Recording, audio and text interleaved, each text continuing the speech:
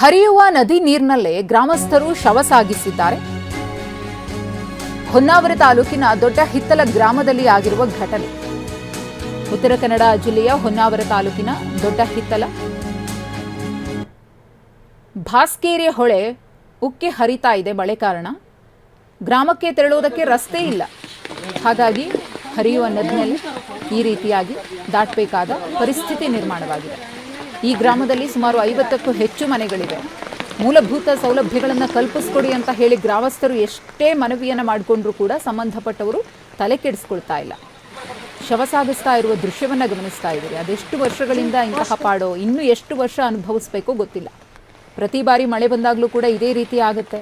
ಕನಿಷ್ಠ ಮೂಲಭೂತ ಸೌಲಭ್ಯಗಳು ಇಲ್ಲದೆ ನಾವು ಜೀವನ ಮಾಡೋದು ಹೇಗೆ ಅಂತ ಹೇಳಿ ಜನ ಪರಿಪರಿಯಾಗಿ ತಮ್ಮ ಅಳಲನ್ನು ತೋಡ್ಕೊಂಡ್ರೂ ಕೂಡ ಯಾರ ಮನಸ್ಸು ಕರಗ್ತಾ ಇಲ್ಲ ಅನ್ನೋದಕ್ಕೆ ಮತ್ತೊಂದು ನಿದರ್ಶನ ಇದು. ಯಾರಿಗಾದ್ರೂ ಎಮರ್ಜೆನ್ಸಿ ಅಂದ್ರೂ ಇದೇ ಪರಿಸ್ಥಿತಿ. ಇದು ಶವ ಸಾಗಿಸ್ತಾ ಇರುವಂತಹ ದೃಶ್ಯ.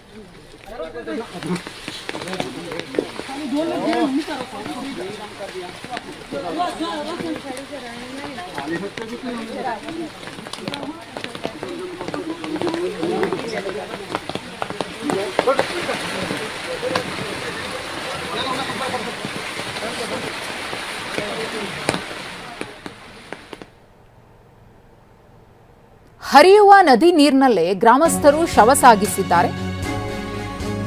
ಹೊನ್ನಾವರ ತಾಲೂಕಿನ ದೊಡ್ಡ ಹಿತ್ತಲ ಗ್ರಾಮದಲ್ಲಿ ಆಗಿರುವ ಘಟನೆ.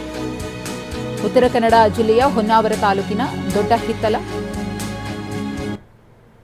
ಭಾಸ್ಕೇರಿಯ ಹೊಳೆ ಉಕ್ಕಿ ಹರಿತಾ ಇದೆ. ಮಳೆ ಕಾರಣ ಗ್ರಾಮಕ್ಕೆ ತೆರಳುವುದಕ್ಕೆ ರಸ್ತೆ ಇಲ್ಲ.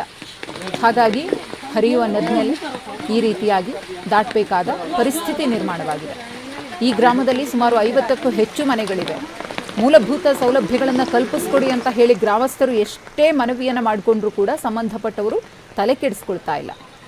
ಶವ ಸಾಗಿಸ್ತಾ ಇರುವ ದೃಶ್ಯವನ್ನು ಗಮನಿಸ್ತಾ ಇದ್ದೀರಿ. ಅದೆಷ್ಟು ವರ್ಷಗಳಿಂದ ಇಂತಹ ಪಾಡೋ, ಇನ್ನೂ ಎಷ್ಟು ವರ್ಷ ಅನುಭವಿಸಬೇಕೋ ಗೊತ್ತಿಲ್ಲ. ಪ್ರತಿ ಬಾರಿ ಮಳೆ ಬಂದಾಗಲೂ ಕೂಡ ಇದೇ ರೀತಿ ಆಗುತ್ತೆ. ಕನಿಷ್ಠ ಮೂಲಭೂತ ಸೌಲಭ್ಯಗಳು ಇಲ್ಲದೆ ನಾವು ಜೀವನ ಮಾಡೋದು ಹೇಗೆ ಅಂತ ಹೇಳಿ ಜನ ಪರಿಪರಿಯಾಗಿ ತಮ್ಮ ಅಳಲನ್ನು ತೋಡ್ಕೊಂಡ್ರೂ ಕೂಡ ಯಾರ ಮನಸ್ಸು ಕರಗ್ತಾ ಇಲ್ಲ ಅನ್ನೋದಕ್ಕೆ ಮತ್ತೊಂದು ನಿದರ್ಶನ ಇದು. ಯಾರಿಗಾದ್ರೂ ಎಮರ್ಜೆನ್ಸಿ ಅಂದ್ರೂ ಇದೇ ಪರಿಸ್ಥಿತಿ. ಇದು ಶವ ಸಾಗಿಸ್ತಾ ಇರುವಂತಹ ದೃಶ್ಯ.